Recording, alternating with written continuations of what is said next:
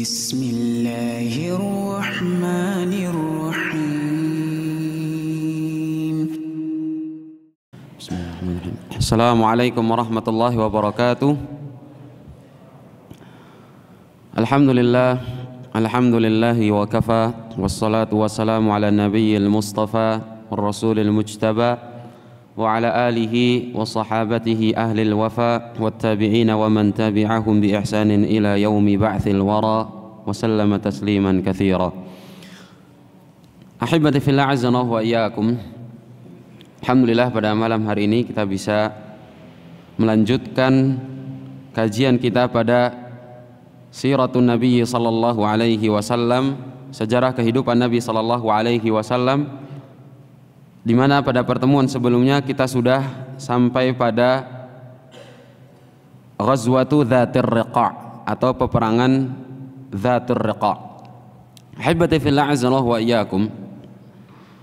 Seperti yang telah kita ketahui bersama sebelumnya, bahwasannya musuh-musuh Islam, musuh-musuh Nabi sallallahu alaihi wasallam dan kaum muslimin pada saat itu, mereka terbagi ke dalam 3 kelompok. Kelompok yang pertama adalah orang-orang kufar Quraisy, kelompok yang kedua adalah orang-orang Yahudi, dan yang ketiga adalah kufarul A'rab, orang-orang kafir dari kabilah-kabilah di Jaziratul Arab selain dari orang-orang Yahudi dan selain dari orang-orang kufar Quraisy.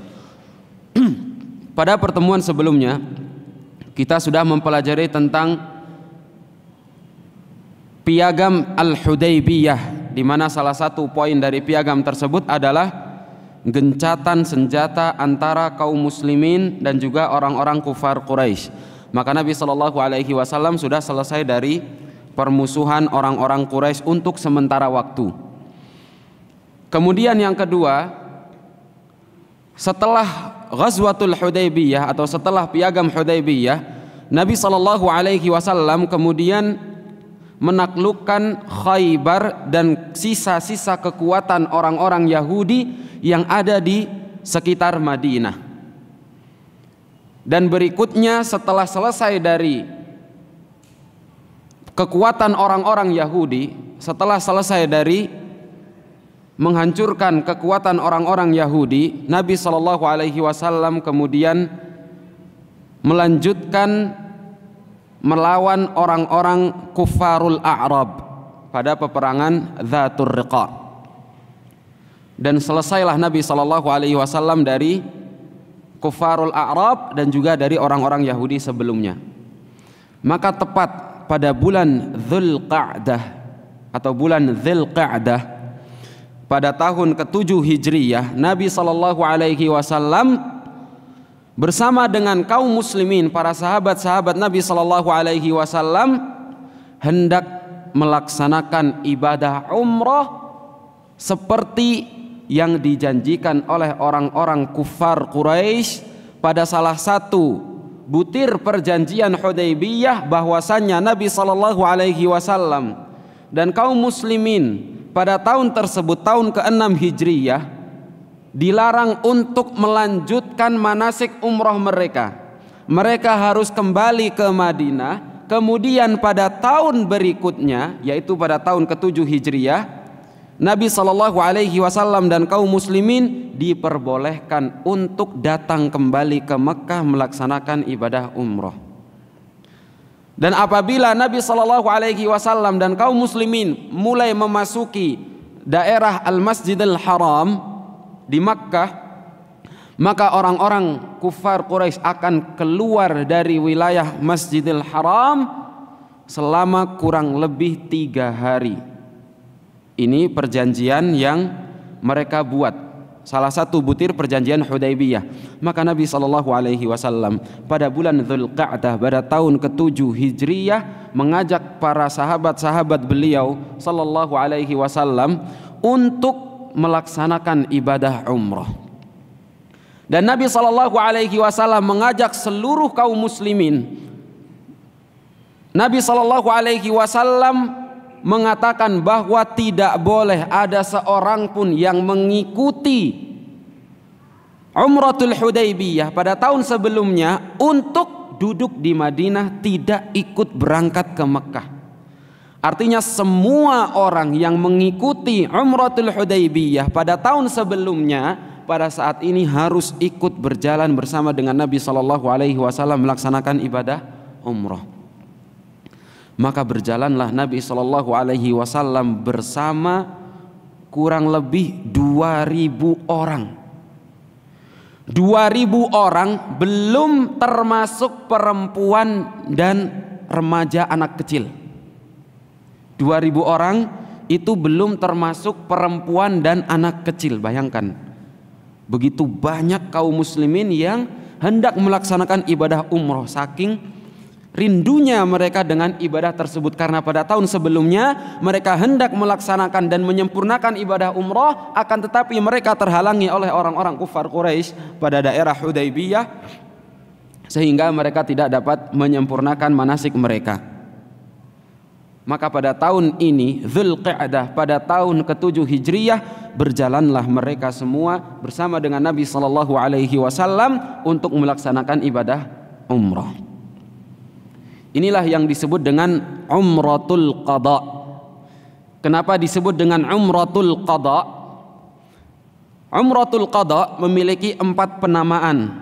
Yang pertama adalah Umratul Qadha, yang kedua adalah Umratul Qadiyah, yang ketiga adalah Umratus Sulh, dan yang keempat adalah Umratul Qisas. Umrah yang dilaksanakan oleh Nabi SAW dan para sahabatnya pada tahun ke-7 Hijriyah memiliki 4 nama. Disebut Umratul Qadha atau Umratul Qadiyah karena Nabi SAW mengikuti qadha, keputusan orang-orang kufar Quraisy yang menahan Nabi SAW dari menyempurnakan ibadah umrah mereka pada tahun sebelumnya, pada tahun ke-6 Hijriyah. Kemudian mereka menjanjikan, memutuskan, apabila Nabi SAW hendak melaksanakan ibadah umrah, silakan datang kembali tahun depan. Maka Nabi SAW mengikuti putusan tersebut. Datanglah Nabi SAW pada tahun berikutnya. Maka ini disebut dengan Umratul Qadha atau Umratul Qadiyah. Sebagian ulama ada yang mengatakan kenapa disebut Umratul Qadha, karena umrah tersebut menjadi qadha, pengganti dari umrah sebelumnya yang belum sempurna, karena kaum muslimin terhalangi oleh orang-orang kufar Quraisy. Akan tetapi pendapat yang lebih kuat, Allahu ta'ala a'lam, sebab kenapa dinamakan Umratul Qadha adalah karena Nabi SAW mengikuti keputusan, mengikuti qadha atau qadiyah Sulhil Hudaybiyah. Disebut Umratus Sulh karena umrah tersebut sesuai dengan butir perjanjian Sulhul Hudaybiyah. Sesuai dengan butir perjanjian Sulhul Hudaybiyah. Dan kaum musyrikin kufar Quraisy melarang Nabi SAW saat hendak melaksanakan ibadah umrah pada tahun ke-7 Hijriyah tersebut untuk membawa perlengkapan perang, karena mereka datang dengan perdamaian, ingin melaksanakan ibadah umrah. Dan benar Nabi SAW saat memasuki Masjidil Haram, beliau tidak membawa persenjataan perang kecuali silahur rakib, sebuah senjata yang digunakan oleh orang pada umumnya, yaitu sebilah pedang saja. Maka disebut dengan Umratus Sulh. Kemudian yang terakhir, yang keempat, disebut dengan Umratul Qisas, karena Nabi SAW hendak mengambil qisas, membalas. Karena pada tahun sebelumnya mereka orang-orang kufar Quraisy menahan Nabi SAW untuk menyempurnakan ibadah umrah beliau, maka pada tahun ini dan tepat di bulan ini, di tahun berikutnya, tepat di bulan berikutnya, yaitu di bulan Dzulqa'dah, di bulan yang sama pada tahun berikutnya, Nabi SAW ingin melaksanakan ibadah umrah dengan sempurna. Ini sesuai dengan firman Allah Subhanahu wa taala, asy-syahrul haramu bisyahril harami wal hurumatu qisas. Asy-syahrul haramu bisyahril harami wal hurumatu qisas. Ini kenapa disebut dengan umratu al-qisas. Hibati fil azan wa iyyakum. Berjalanlah Nabi SAW bersama dengan 2000 pasukan kaum muslimin, belum terhitung perempuan dan anak-anak. Dan mereka membawa 60 hewan sembelihan untuk mereka sembelih. Dan Nabi SAW menyuruh Najiyah ibn Jundub al-Aslami, Najiyah ibn Jundub al-Aslami untuk memimpin hewan-hewan tersebut, memimpin 60 hewan yang akan mereka sembelih setelah mereka melaksanakan ibadah umrah tersebut. Mereka semua berjalan dengan membawa perlengkapan perang secara lengkap, sempurna, perlengkapan perang sempurna. Bukan untuk menyelisihi perjanjian, karena pada perjanjian Hudaybiyah yang dilarang adalah membawa perlengkapan perang ketika memasuki Masjidil Haram. Nabi SAW menyuruh pasukan kaum muslimin untuk membawa perlengkapan perang ketika berjalan dari Madinah ke Mekah. Karena apa? Karena Nabi SAW khawatir kalau seandainya nanti ternyata orang-orang kufar Quraisy berkhianat, menyelisihi perjanjian Hudaybiyah, kalau justru mereka melawan kaum muslimin, memerangi kaum muslimin, Nabi SAW siap untuk berperang. Akan tetapi Nabi SAW tidak berniat untuk membawa perlengkapan perang tersebut sampai masuk ke dalam Masjidil Haram, karena itu tidak sesuai dengan butir perjanjian Hudaybiyah. Berjalanlah Nabi SAW mulai dari miqat ahlil Madinah Dzul Hulaifah, kemudian terus berjalan menuju arah Makkah sampai tiba di daerah Ya'juj. Daerah Ya'juj sebuah daerah yang dekat dari Makkah. Dari tempat tersebut, orang yang berada di tempat tersebut bisa melihat ma'alim hudud al-haram, bisa melihat tanda-tanda batasan wilayah Al-Masjidil Haram, wilayah tanah haram. Maka di tempat tersebut, di daerah Ya'juj tersebut, Nabi SAW menyuruh pasukan kaum muslimin untuk meletakkan perlengkapan perang mereka dan menyuruh mereka untuk membawa sebilah pedang saja, tidak lebih dari itu, karena ini sesuai dengan perjanjian Hudaybiyah. Dan Nabi SAW menyuruh seorang sahabat yang bernama Aus bin Khawli al-Ansari, Aus bin Khawli al-Ansari bersama dengan 200 pasukan untuk berjaga-jaga di tempat tersebut. Nabi SAW menyuruh Aus bersama dengan 200 pasukan untuk berjaga-jaga di daerah Ya'juj, dan Nabi SAW berjalan dengan pasukan yang lainnya masuk ke wilayah Al-Masjidil Haram untuk melaksanakan ibadah umroh. Nanti ketika mereka selesai, mereka akan kembali ke daerah Ya'juj, sehingga kemudian mempersilakan 200 orang tersebut untuk melanjutkan perjalanan umroh mereka dan bergantian mereka yang berjaga di daerah Ya'juj. Itu strategi yang diputuskan oleh Nabi SAW. Haibati fil a'zan wa iyyakum. Orang-orang kaum musyrikin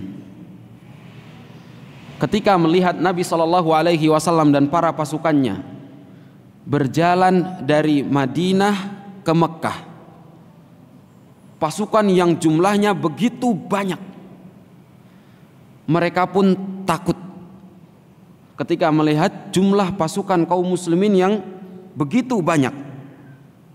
Kemudian mereka ketika bertemu dengan salah satu pasukan kaum muslimin, yaitu Muhammad bin Maslamah. Dan Muhammad bin Maslamah adalah orang yang berada di hadapan Nabi Shallallahu Alaihi Wasallam di atas tunggangannya menjaga Nabi Shallallahu Alaihi Wasallam. Ketika mereka berjumpa dengan Muhammad bin Maslamah, mereka bertanya, apa yang hendak kalian lakukan? Maka Muhammad bin Maslamah pun menjawab bahwa Rasulullah Shallallahu Alaihi Wasallam hendak berjalan bersama dengan pasukan kaum muslimin untuk melaksanakan ibadah umrah. Dan beliau Shallallahu Alaihi Wasallam akan singgah di daerah yang disebut Murrez Zahran. Maka kemudian orang kufar Quraisy, sejumlah orang kufar Quraisy yang bertemu dengan Muhammad bin Maslamah tersebut kembali ke Mekah. Mereka mengabarkan kepada orang-orang kufar Quraisy dengan apa yang akan dilakukan oleh Nabi Shallallahu Alaihi Wasallam. Mereka pun takut. Orang-orang kufar Quraisy takut kalau Nabi Shallallahu Alaihi Wasallam ingin mengkhianati perjanjian Hudaybiyah dan justru menyerang mereka. Ini ketakutan yang dirasakan oleh orang-orang kufar Quraisy. Akan tetapi Nabi Shallallahu Alaihi Wasallam tidak ada sedikit pun niat beliau untuk mengingkari, untuk melanggar, berkhianat, melanggar perjanjian Hudaybiyah. Nabi Shallallahu Alaihi Wasallam yang beliau inginkan hanya melaksanakan ibadah umroh yang telah beliau rindukan dari tahun sebelumnya. Haibati fillah azallahu wa iyyakum. Orang-orang kufar Quraisy ketika Nabi Shallallahu Alaihi Wasallam hendak memasuki daerah Al-Masjidil Haram, mereka menaiki sebuah bukit atau sebuah gunung yang disebut dengan Jabal Qu'ayqu'an. Jabal Qu'ayqu'an. Mereka keluar dari wilayah hudud Masjidil Haram persis seperti butir dari perjanjian Hudaybiyah. Mereka menaiki Jabal Qu'ayqu'an. Dan untuk antum ketahui, wilayah Jabal Qu'ayqu'an itu berada pada sisi Hijr Ismail. Jadi dari sisi Hijr Ismail, Ka'bah yang bentuknya persegi 4, di sebelah Hijr Ismail, di arah sinilah letaknya Jabal Qu'ayqu'an. Sehingga orang-orang yang berada di daerah Jabal Qu'ayqu'an tidak bisa melihat orang-orang yang sedang tawaf ketika mereka berada di daerah antara Rukun Yamani dan Hajar Aswad. Bisa dibayangkan ya? Jadi mereka hanya melihat orang yang tawaf dari mulai Hajar Aswad sampai Rukun Yamani. Tapi sampai Rukun Yamani, dari Rukun Yamani ke Hajar Aswad, orang-orang yang ada di Qu'ayqu'an tidak bisa melihat. Karena saat itu belum ada CCTV. Jadi hanya melihat dari mata kepala mereka saja. Tidak bisa melihat dari arah sebaliknya. Taib. Ketika Nabi Shallallahu Alaihi Wasallam memasuki wilayah Masjidil Haram, Nabi Shallallahu Alaihi Wasallam mendengar ucapan-ucapan dari orang-orang kufar Quraisy. Mereka mengatakan, haula ja'u min Yathrib wa qad wahanathum hima Yathrib. Ini orang-orang kaum muslimin ini datang dari Yathrib dan mereka sudah menjadi lemah disebabkan oleh penyakit-penyakit yang ada di Yathrib. Ini orang-orang lemah ini. Dari perkataan dari orang-orang kufar Quraisy. Maka Nabi Shallallahu Alaihi Wasallam menyuruh kaum muslimin untuk melakukan iltiba. Apa itu iltiba? Menyingkap pundak sebelah kanan dan meletakkan selendang kain ihram di atas pundak sebelah kiri. Jadi pundak sebelah kanannya nampak. Dan beliau Shallallahu Alaihi Wasallam menyuruh pasukan kaum muslimin pula untuk melakukan ar-raml, yaitu harwalah, berjalan dengan cepat atau lari-lari kecil. Ketika memasuki 3 putaran pertama, jadi tawaf itu 7 putaran, di 3 putaran pertama Nabi Shallallahu Alaihi Wasallam menyuruh pasukan kaum muslimin untuk melakukan raml, yaitu lari-lari kecil dan berjalan seperti biasa pada saat berada antara rukun Yamani dengan Hajar Aswad. Apa faedah dari hal tersebut? Kata Nabi SAW, liyarau quwwatal muslimin, agar mereka orang-orang kufar Quraisy itu melihat bahwa kaum muslimin adalah orang-orang yang kuat.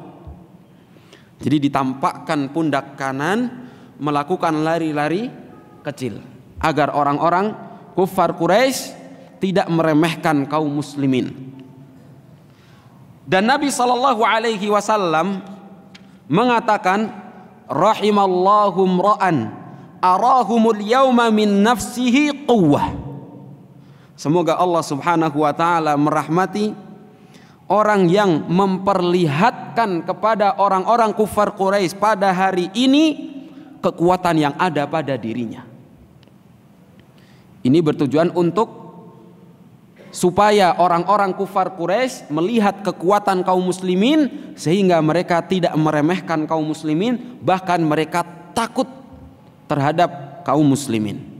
Dan benar, ketika kaum muslimin melihat pemandangan seperti itu, mereka saling mengatakan di antara sesama mereka, aduh, apa nih?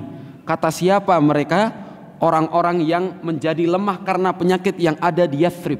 Lihatlah, mereka begitu kuat sehingga orang-orang kufar Quraisy pun takut terhadap kaum muslimin.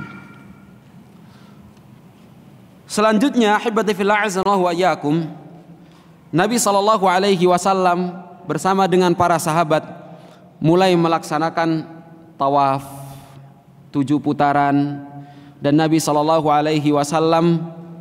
menyentuh Hajar Aswad menggunakan tongkat beliau, dan Nabi SAW tidak memaksakan diri berdesak-desakan untuk mencium Hajar Aswad, karena sunnah Nabi SAW terhadap Hajar Aswad adalah ketika mampu untuk mencium silakan mencium, ketika tidak mampu untuk mencium silakan mengusap, apabila tidak mampu untuk mengusap maka silakan memberikan isyarat, dan tidak ada penekanan harus mencium atau harus mengusap, tidak ada. Itulah yang dilakukan oleh Nabi SAW. Bertawaflah Nabi SAW 7 putaran, sedangkan orang-orang kufar Quraisy senantiasa mengawasi, melihat kaum muslimin dari bukit Qu'aiqan. Mereka melihat pemandangan kaum muslimin yang melaksanakan tawaf, dilanjutkan sa'i, dan begitu seterusnya sampai mereka kaum muslimin selesai melaksanakan ibadah umrah. Setelah selesai dari ibadah sa'i, setelah selesai dari umrah, Nabi SAW tawaf, kemudian sa'i 7 putaran, kemudian setelah sa'i berhenti di Marwah. Nabi SAW kemudian melaksanakan tahallul, dan setelah tahallul Nabi SAW menyembelih 60 badanah, 60 binatang sembelihan yang sudah beliau SAW siapkan bersama dengan pasukan kaum muslimin untuk disembelih. Disembelihlah hewan-hewan tersebut oleh Nabi SAW dan pasukan kaum muslimin, dan Nabi SAW menyembelih hewan tersebut di dekat bukit Marwah, dan Nabi SAW mengatakan, hadzal manhar wa kullu fijaji Makkah manhar. Inilah tempat kita akan melaksanakan sembelih, dan setiap lembah, setiap jalanan yang ada di kota Makkah ini diperbolehkan untuk menyembelih, merupakan tempat untuk menyembelih.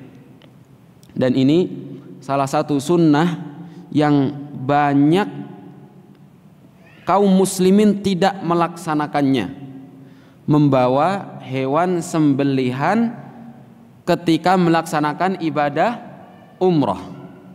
Banyak dari kaum muslimin tidak melakukan sunnah tersebut. Tapi bukan berarti setelah melaksanakan ibadah umrah kita kemudian menyembelih, bukan. Sunnah yang dilakukan oleh Nabi SAW adalah membawa hewan tersebut. Nabi SAW membawa hewan tersebut dari Madinah kemudian sampai di Mekah. Setelah selesai manasik beliau menyembelih. Bukan beliau berjalan ke Mekah kemudian membeli hewan di Mekah dan menyembelihnya. Beda ya. Maka sunnah yang dilakukan oleh Nabi SAW adalah membawa hewan tersebut dari Madinah, kemudian menyembelih hewan tersebut setelah selesai dari ibadah umrah. Haibati fillah azanallahu wa iyyakum, setelah selesai dari sembelihan tersebut, Nabi SAW kemudian menyuruh beberapa dari pasukan kaum muslimin untuk bersegera bergegas menuju daerah Ya'juj, mengabarkan kepada Aus al-Ansari, Aus ibn Khawli al-Ansari dan pasukan kaum muslimin, 200 pasukan kaum muslimin yang berjaga di tempat tersebut untuk bergantian. Mereka menjaga tempat tersebut dan Aus bersama dengan 200 pasukan menuju ke wilayah Masjidil Haram untuk melaksanakan ibadah umrah mereka, sehingga sempurnalah semua kaum muslimin dari ibadah umrah mereka seperti yang mereka harapkan. Tidak seperti pada tahun sebelumnya, pada tahun ke-6 Hijriyah, pada peristiwa Hudaybiyah, di mana pasukan kaum muslimin dilarang untuk menyempurnakan ibadah umrah mereka oleh orang-orang kufar Quraisy. Haibati fillah azallahu wa iyyakum, dan Nabi SAW menepati perjanjian Hudaybiyah di mana orang-orang kufar Quraisy hanya mengizinkan Nabi SAW dan pasukan kaum muslimin untuk berada di wilayah Masjidil Haram selama 3 hari saja. Maka setelah selesai 3 hari dari kedatangan Nabi SAW di wilayah Masjidil Haram, orang-orang kufar Quraisy mendatangi Ali bin Abi Thalib. Mereka kemudian mengatakan kepada Ali bin Abi Thalib, "Qul li sahibika ukhruj anna." Ali, katakan pada sahabatmu, maksudnya katakan kepada Nabi SAW agar ia keluar dari wilayah kita, agar ia keluar dari kita semua. Kita maksudnya orang-orang kufar Quraisy, karena perjanjian mereka hanya 3 hari. Maka Nabi SAW kemudian mengajak kaum muslimin untuk keluar dari wilayah Masjidil Haram.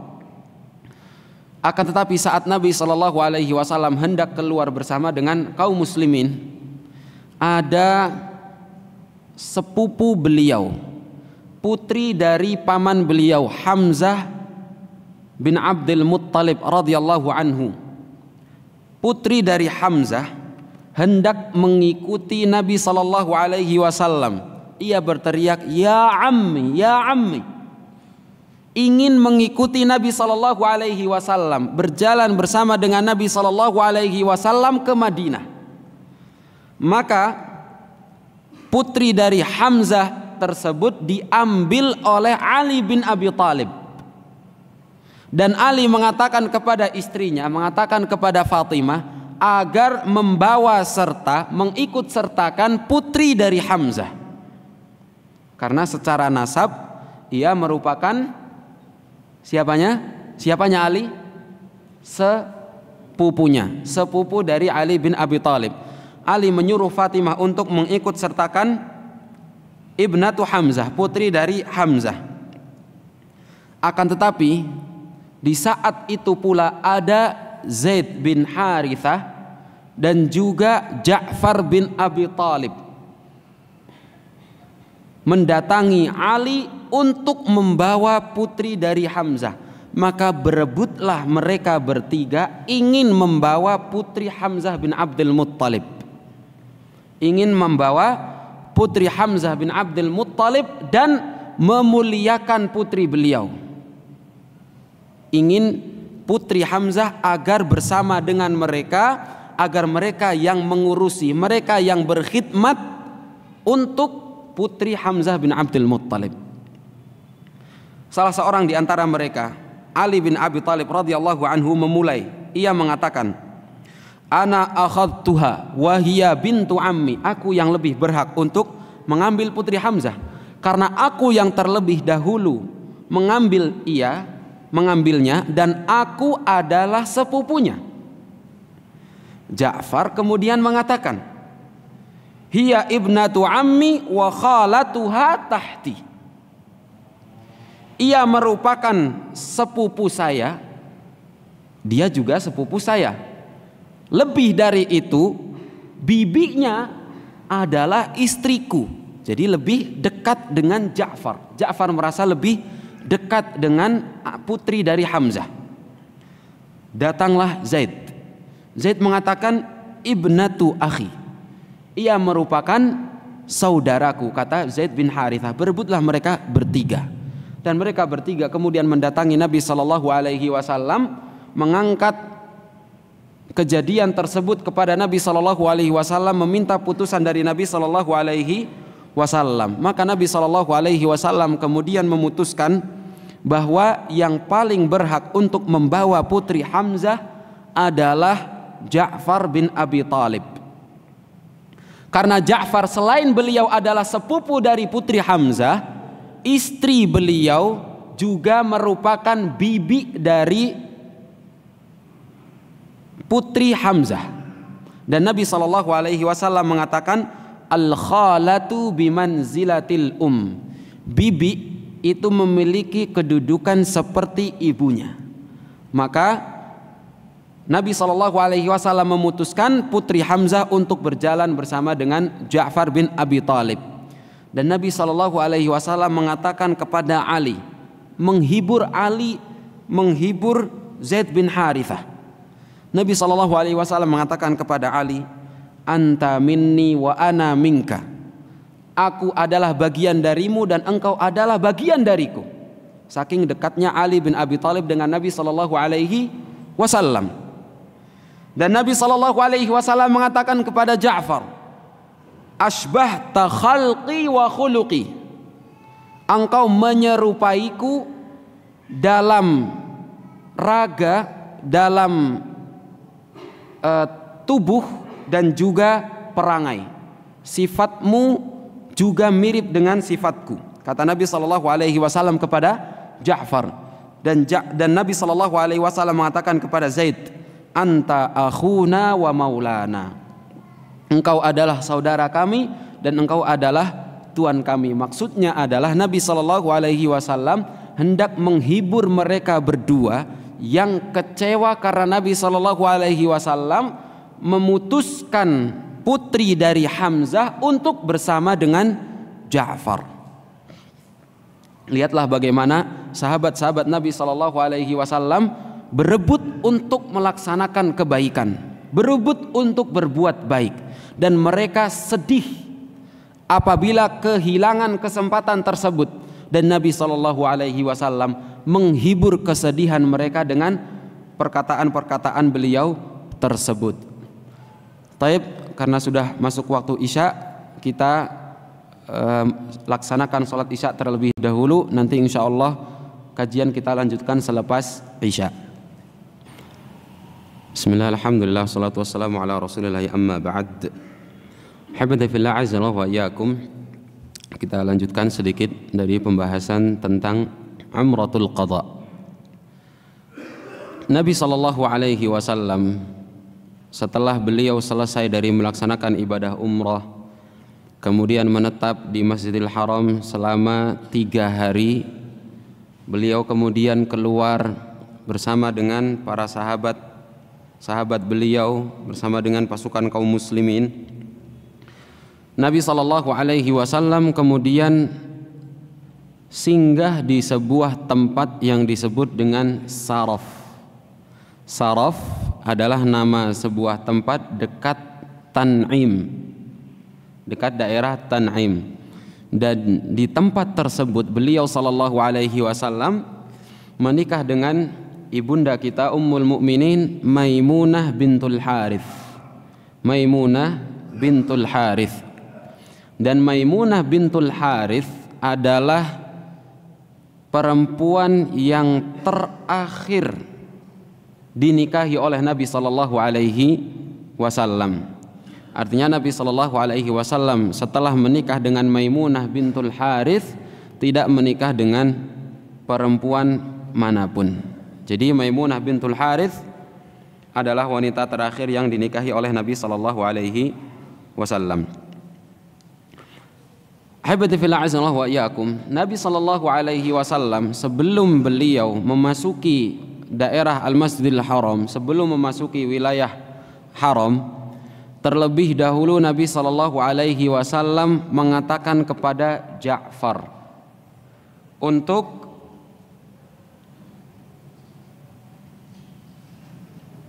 membawakan Maimunah, untuk menyampaikan keperluan beliau dengan Maimunah, karena Ja'far istri beliau begitu dekat dengan Maimunah. Istri beliau adalah saudari seibu dari Maimunah. Istrinya Ja'far adalah Asma bintu Umais, saudari seibu dengan Maimunah bintul Harith. Dan istri dari Ja'far merupakan bibi dari anaknya Hamzah. Bibi dari anaknya Hamzah, khalah. Makanya anaknya Hamzah ikut dengan Ja'far, putusan dari Nabi Shallallahu Alaihi Wasallam. Karena istri Hamzah itu adalah saudari kandungnya Asma bintu Umais, istri dari Hamzah yang bernama Salma bintu Umais. Salma bintu Umais itu saudara kandungnya Asma bintu Umais. Dan Maimunah bintul Harith adalah saudara atau saudari seibu. Maka Ja'far kemudian menyampaikan keperluan Nabi Shallallahu Alaihi Wasallam kepada Maimunah bintul Harith, dan Nabi Shallallahu Alaihi Wasallam menyerahkan urusan tersebut kepada istri dari paman beliau, Al-Abbas bin Abdul Muttalib. Karena istri dari Al-Abbas adalah Lubabah bintul Harith. Lubabah bintul Harith itu saudari kandung dari Maimunah bintul Harith. Maka Nabi Shallallahu Alaihi Wasallam kemudian menyerahkan perkara tersebut kepada Al-Abbas. Muter-muter ke situ aja ya, dekat ya. Taib. Pada akhirnya Nabi Shallallahu Alaihi Wasallam kemudian menikahi Maimunah bintul Harith, dan Nabi Shallallahu Alaihi Wasallam menikahi Maimunah bintul Harith di sebuah tempat yang disebut dengan Saraf, tempat dekat dari Tan'im, dan Nabi Shallallahu Alaihi Wasallam berkumpul dengan Maimunah bintul Harith di tempat tersebut. Dan setelah itu kemudian Nabi Shallallahu Alaihi Wasallam bersama dengan pasukan kaum muslimin pulang ke Madinah, berjalan pulang ke Madinah dengan penuh kegembiraan karena mereka berhasil menyelesaikan ibadah umroh mereka pada kali ini, tidak seperti pada tahun lalu di mana mereka dicegah oleh orang-orang kufar Quraisy, dan mereka pun melaksanakan ibadah umroh dengan penuh izzah, dengan penuh kehormatan yang tinggi, karena mereka menampakkan kekuatan mereka sehingga membuat orang-orang kufar Quraisy ciut, membuat orang-orang kufar Quraisy takut kepada mereka. Dan ini merupakan muqaddimah dari Fathu Makkah, insyaallah, yang akan kita bahas selanjutnya nanti. Karena kaum muslimin ketika mereka menampakkan kekuatan mereka, orang-orang kufar Quraisy tidak lagi berani untuk mengusik kaum muslimin, sehingga tidak ada lagi peperangan di mana orang-orang kufar Quraisy menyerbu pasukan kaum muslimin ke Madinah seperti sebelumnya, perang Uhud, perang Ahzab dan lain sebagainya. Tidak ada lagi seperti itu.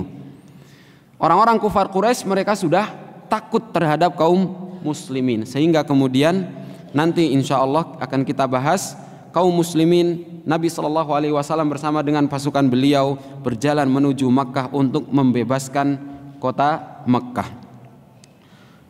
Ini adalah pembahasan kita tentang umratul qada. Hibati fillah azallahu wa iyyakum. Banyak sekali pelajaran yang dapat kita ambil dari umratul qada atau peristiwa umratul qada. Di antara pelajaran-pelajaran tersebut adalah ahamiyatul wafa bil ahd. Pentingnya menepati janji. Pentingnya berpegang teguh dengan perjanjian. Allah Subhanahu wa taala mengatakan, "Ya ayyuhalladzina amanu aufu bil uqud." Wahai orang-orang yang beriman, tepatilah akad-akad kalian. Nabi SAW telah membuat akad, telah membuat kesepakatan dengan orang-orang kufar Quraisy pada saat Hudaybiyah untuk pulang ke Madinah, kemudian apabila hendak datang ke Mekah melaksanakan ibadah umroh, silakan datang di tahun berikutnya dan jangan membawa persenjataan kecuali sebilah pedang. Silakan tinggal di Mekah selama 3 hari kemudian keluar. Dan inilah ciri dari seorang mukmin. Apabila ia berjanji maka ia tidak akan berkhianat. Dan dicontohkan oleh Nabi Shallallahu Alaihi Wasallam, meskipun janji yang beliau Shallallahu Alaihi Wasallam sepakati adalah perjanjian antara seorang muslim dengan kafir sekalipun. Ketika itu merupakan janji yang sudah disepakati, maka tidak boleh bagi seorang mukmin untuk melanggar perjanjian tersebut, meskipun perjanjian antara seorang mukmin dengan kafir. Dan Nabi Shallallahu Alaihi Wasallam pun menepati perjanjian Hudaybiyah tersebut. Beliau tidak berangkat menuju ke Mekah untuk melaksanakan ibadah umroh kecuali pada tahun berikutnya, seperti pada butir perjanjian. Dan Nabi SAW bersama dengan pasukan beliau memasuki kota Mekah hanya dengan sebilah pedang. Dan Nabi SAW tinggal di Mekah hanya 3 hari, meskipun sebenarnya masih ingin tinggal lebih lama lagi. Bayangkan Mekah, tempat beliau dilahirkan dan para kaum muhajirin dilahirkan, tempat, kalau istilah kita saat ini, tanah air, tempat kelahiran dan tempat tumbuh besar.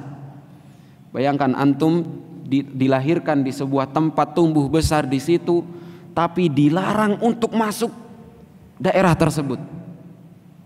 Ada perjanjian boleh masuk tapi cuma dikasih waktu 3 hari. Tentunya kita masih merindukan tempat tersebut. Akan tapi Nabi SAW dikarenakan perjanjian beliau hanya tinggal 3 hari saja sebagai bentuk menepati janji dari Nabi SAW. Dan menepati janji merupakan ciri seorang mukmin. Sebaliknya mengingkari janji merupakan ciri dari seorang munafik. Di mana Nabi SAW pernah mengatakan, "Arba'un man kunna fihi kana munafiqan khalisan, wa man kanat fihi khaslatun minhunna kanat fihi khaslatun minan nifaqi hatta yada'aha." Ada 4 perangai, apabila keempatnya ada pada diri seorang, maka ia murni seorang munafik. Akan tetapi apabila ada salah satu atau lebih dari perangai tersebut ada pada diri seseorang, maka ia dikatakan orang yang memiliki perangai orang munafik. Apa keempat perangai tersebut? Kata Nabi SAW, "Man idza haddatsa kadzaba." Kalau ngomong bohong, kalau berbicara ia berdusta. Wa idza tumina khana. Kalau dipercaya, diberikan amanah, dia mengkhianati kepercayaan tersebut, mengkhianati amanah tersebut. Wa idza ahada ghadara. Apabila bersepakat, ia menyelisihi kesepakatan yang telah ia buat. Wa idza khasama fajara. Dan apabila ia bertikai, ia berbuat curang. Nasallallahu as-salamat wal afiyah. Kemudian pelajaran berikutnya, ahibati fillah azza wa iyyakum, adalah bahwasannya umratul qada ini merupakan sebuah momentum besar bagi kebangkitan kaum muslimin pada saat itu. Bayangkan, sebelumnya Nabi SAW di awal menebarkan dakwah Islam sedikit sekali yang mengikuti beliau. Dan beliau sallallahu alaihi wasallam bersama dengan sahabat beliau yang sedikit itu, jangankan umroh, jangankan beribadah secara terang-terangan di Masjidil Haram, menampakkan keislamannya saja itu masih takut. Tapi bayangkan dalam kurun waktu kurang lebih hanya dalam tempo 20 tahun. Karena Nabi SAW dakwah di Makkah selama 13 tahun dan Umratul Qadha terjadi pada tahun ke-7 Hijriyah. Kurang lebih dalam 20 tahun kaum muslimin sudah berani menampakkan kekuatan mereka dan membuat orang-orang kufar Quraisy ciut, tidak berani melawan kaum muslimin. Dan ini Umratul Qadha merupakan awal mula dari kebangkitan orang-orang kaum muslimin di Jaziratul Arab, sehingga kemudian berikutnya Allah Subhanahu wa taala memberikan fathan qariba berupa Fathu Makkah, membuka kota Makkah, dan tidak ada lagi orang-orang kufar Quraisy ataupun orang kufar manapun yang berani untuk melawan kaum muslimin setelah kejadian atau setelah peristiwa tersebut. Tapi kemudian berikutnya hibati fillah azallahu wa iyyakum adalah pentingnya al-hadar atau al-hidhr, pentingnya berwaspada. Lihatlah Nabi SAW meskipun jumlah beliau begitu banyak, 2000 pasukan lebih, berjalan menuju Makkah karena kekhawatiran beliau akan apabila orang-orang kufar Quraisy akan mengingkari perjanjian kemudian memerangi memerangi kaum muslimin, maka sebagai bentuk kewaspadaan Nabi SAW menyuruh pasukan kaum muslimin untuk membawa persenjataan lengkap. Karena tabiat dari orang kafir adalah berkhianat, maka bentuk kewaspadaan apabila kelak orang-orang kafir akan berkhianat, Nabi SAW sudah siap untuk melawan pengkhianatan mereka.